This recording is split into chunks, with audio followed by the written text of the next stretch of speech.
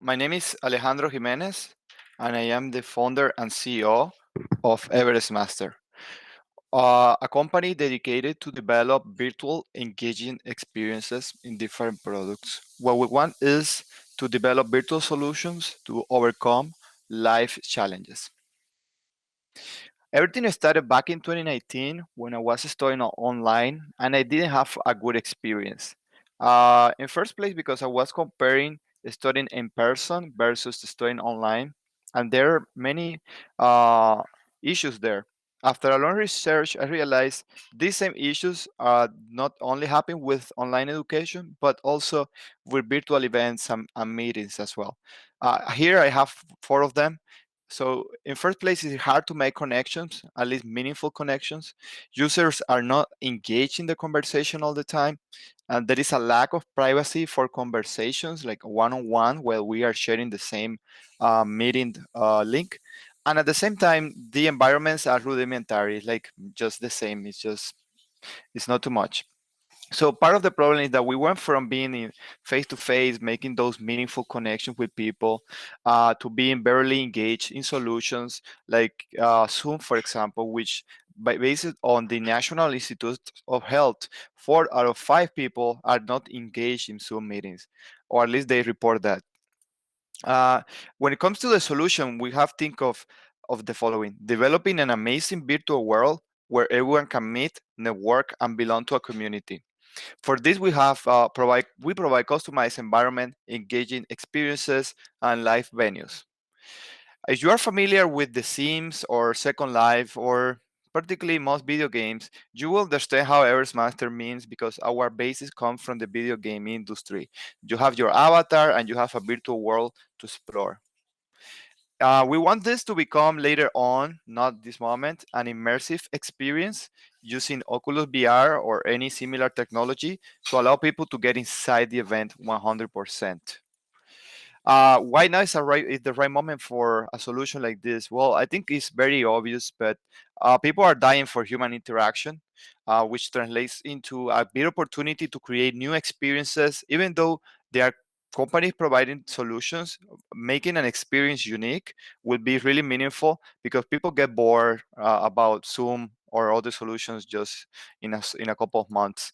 And also, virtual events are sustainable and profitable. Just imagine how many kilograms of CO2 emissions were generated before, where people were traveling with the transportation, hotels, etc. Many hours were spent just planning the trip or in the plane. And the bottom line for the companies is that they spend over, like in United States, they spend over $111 billion each year just on travel expenses for meetings and events. And when it comes to virtual, it is the CO2 emissions are minimum. The trip is very short to your office or to your desktop in your house, and you have more resources as a business to invest on your business success. When it comes to market validation, we have a look at a couple of companies that provide similar offerings. One of those Science Space, the other Virbela, they have hundreds, if not thousands of users. And some feature clients are really important, including the Department of Defense, Pearson, Virgin, Stanford University, etc. So this we analyze this to validate the technology we are using, not the solution per se. So when it comes to the market size for virtual events in particular, which is one of our products, based on several research databases, we have that market value in $78 billion at this point, and they're estimating that the market value can be $774 billion by 2030. And if we find a niche there that could be around 1% of the available market for this, Everest Master could be valued in $7 billion. This is not a bottom down calculation or anything precise, it's just to give you a general idea of the opportunity. This is a product demo, so you can better understand what we are doing. This is about the product for virtual events. You create your avatar, select the avatar, then you can check it, make sure you like it, and you are ready. You can go and explore the environment where you have spawned, get familiar with it. It's a social experience because you can use your webcam and microphone. We speak with people inside the platform. You can have custom booths. Like if you are a company, we can customize the booth for you, and you can have the opportunity to meet people, meet the vendors, exchange contact information.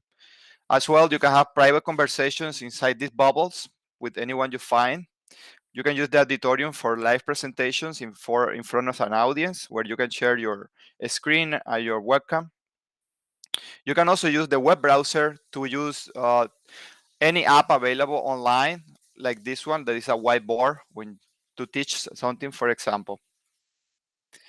Then our solution as well is integrated with Google Chrome, which allows, as I was mentioning, to access to any app available online, including Google Slides or even Gmail.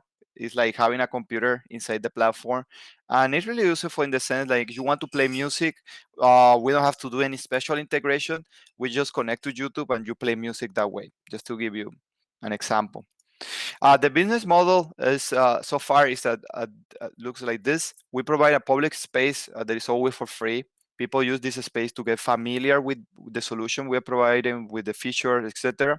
But then what we want to do when we want to offer to companies is the service of venue design, where we create a custom venue, 3D venue, based on any example they send to us or any pictures we created as close as possible to reality. Then we want to keep this venue live in a subscription model where they pay us a monthly fee to keep it live and have all the users coming and going.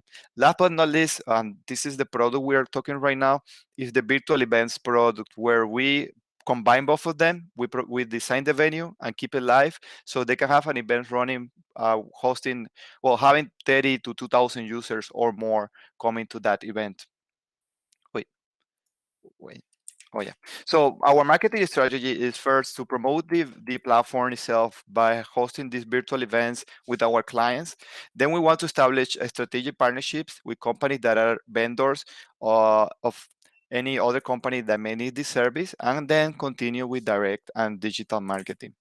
When it comes to competition, Everest Master is the company best positioned for success in the area of being taking care of providing a high engagement for the user and events oriented solution as well, because we want to make sure we gather metrics to improve the engagement of our user and always focus on improving that all the time.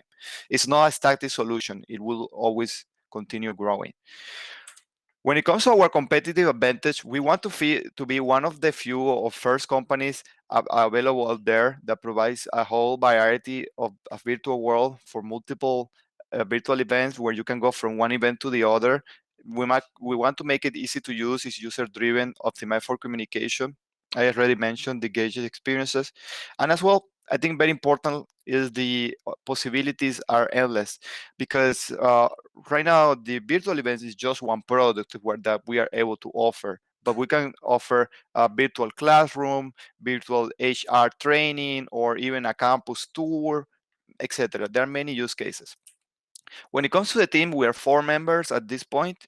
I reintroduced myself earlier, but you may also know now that I am pursuing a bachelor degree in economics and also a minor in entrepreneurship in Pennsylvania State University. I co-founded another company back in 2017, which is actually my source of income. It's a company where we develop websites in general. My co-founder happens to be my wife, Nashira Kuba, who also is the co-founder of Everest Master and art director. We have Chime Tadic, our Unity developer, and Goran, our 3D artist. At this point, we are looking to incorporate into the team a CTO and CMO, so they can help us a lot in many things that we need help to with. Well, that's all. Thank you very much for listening to my presentation. I am sure you have some questions, and it will be my pleasure to answer and also hear your feedback about the presentation. Okay.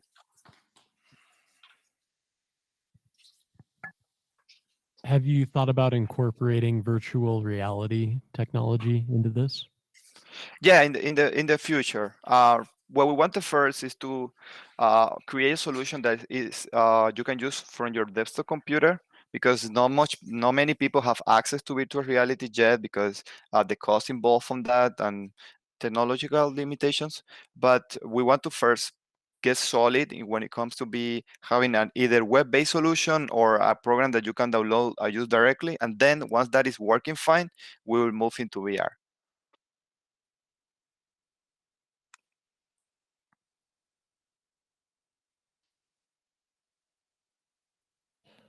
Great presentation. A couple of questions, actually. First of all, how far along in the product cycle are you? Like, is this being used, or are you still developing? And secondly, if it is being used, what feedback are you receiving from the users?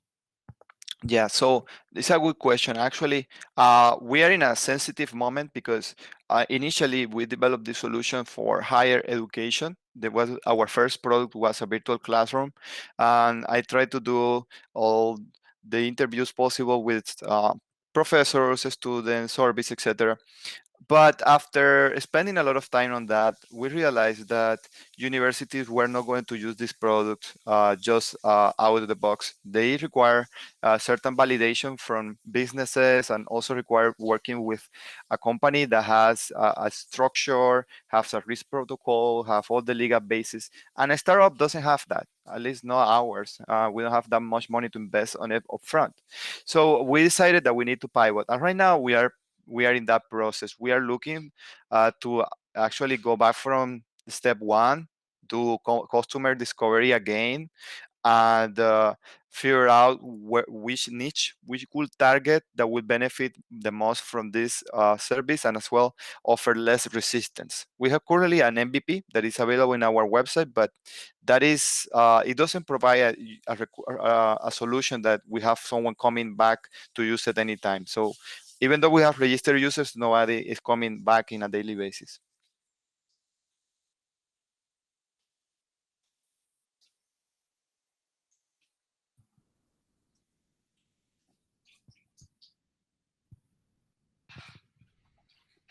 All right. We have one last question for you, and that is, what can the 1 million cups community do for you? Yeah, I think the answer to the question is what I have been mentioned, what I just mentioned.